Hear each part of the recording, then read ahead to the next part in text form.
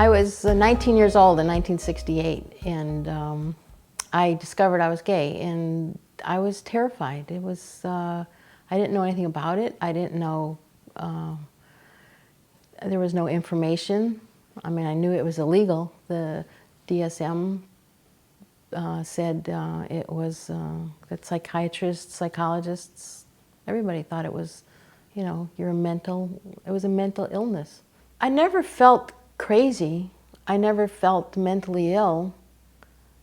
It just was, you know, to be gay, to be attracted to another woman, it was just a sensation in my body. I went to a psychologist at my college campus at the clinic there, and I told him I was depressed, and he kept pressing me to find out what I was, why I was depressed, and it was hard to talk, but I finally came out to him, and his answer was, I knew it. I knew it. It's all the rings on your fingers. I could tell. And what is that? I was getting no help there. It was hard. And then I got strep throat, or I got a sore throat, and I was another time I went to the clinic there, and I went to see the doctor, and the doctor asked me to get up on the examining table.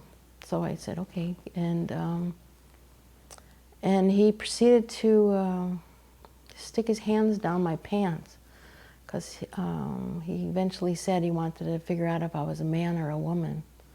You know, I wore jeans, I wore tailored shirts, I wore loafers. I probably, you know, I did not look like a frilly, you know, co-ed. I didn't know that I had any rights.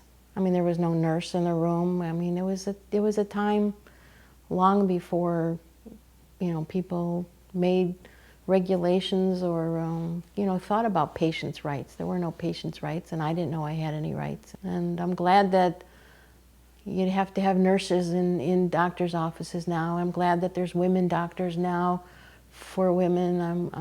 I'm glad of a lot of things that have changed, and I'm glad that it's okay for women to wear pants.